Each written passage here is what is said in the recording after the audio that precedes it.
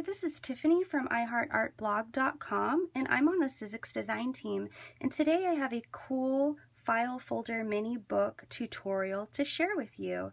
And in the end, you'll have this really cute interactive piece to add to any of your projects, or in my case, a scrapbook page. So let's begin. Here are the two main products that I'll be using. First up, I'll be using the Sizzix Bigz File Folder Die by Jelly Bean Soup, as well as the Sizzix Textured Impressions Embossing Folder, also by Jelly Bean Soup. So let's make our cuts. Here I have my Sizzix Vagabond machine by Tim Holtz, and I love it because it's electronic, so it's good for people with arthritis or other conditions. So I have my Sizzix Bigz File Folder Die, my pattern paper, and that is sandwiched between two watermelon cutting plates.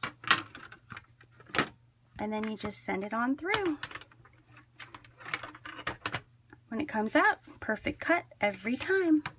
I'm also repeating this process 4 other times to create my little file folder mini album. To create the Textured Impressions Embossing Folder, we are going to use your platform, your cutting platform with the solo shim, a cutting pad, your material inside of the embossing folder, and then another cutting pad on top. And now you run it through. And there you go. So I've decided to add to the cover, and I used some vellum that I embossed, and I'm just going to add that right on top of that embossed Explore as well. So I have 1, 2, 3, 4, 5, 6 of those file folder die cuts, and I am going to put together my little mini book. So first I line up that center fold, and then using some of these clips, these binder clips, I'm going to hold it in place. And this happens to be the Stamper's secret weapon, and I love it because it has multiple purposes, not just piercing. It's also great for stamping crisp images on. So I'm going to take a ruler and mark the center. So using the awl or the paper piercer that came with the Stamper's secret weapon, I'm just going to poke all the way through those 5 or 6 layers. And now I'm going to do it every 2 centimeters.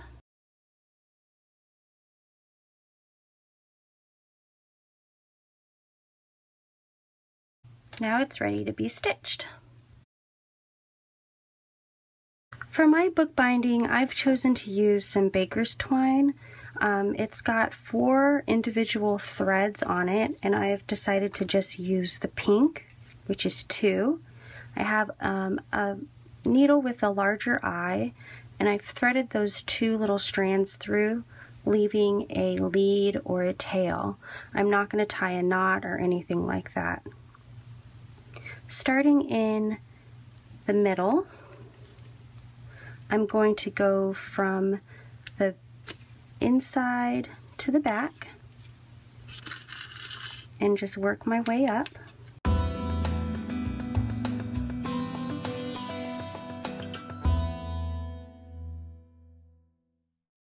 Going back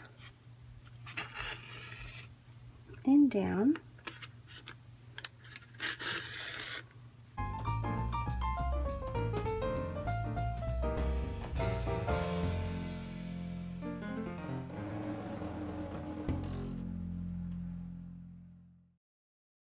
Finishing it right in the middle, like that. So now I'm going to tie a knot, and I'm going to loop around the 2 threads in the center to tie a simple knot.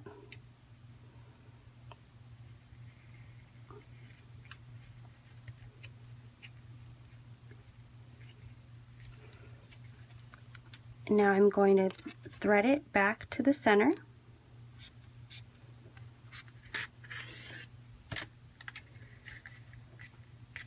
And now here's the little tricky part. You're going to pull that knot through your center. And see, I broke mine because my threads were thin, but you don't have that ugly knot on your spine anymore, and you're going to cut this anyways, so just cut your excess. And now your little mini book is ready to be embellished. That's a simple saddle stitch binding. So here's my little file folder mini book all finished. It's about my trip to Florida.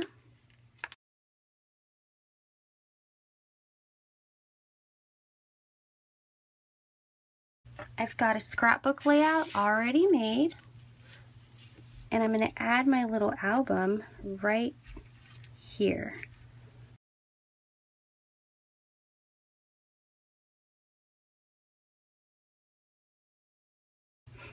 And now you have an interactive page about your travels, including a really cool mini album.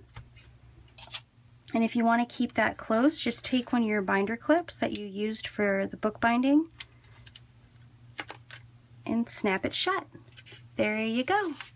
Again, this was the Tiffany from the Sizzix Design Team showing you how to use this Sizzix Bigz file folder die along with the Textured Impressions Embossing Folder, both designed by Jelly Bean Soup. Thanks for watching.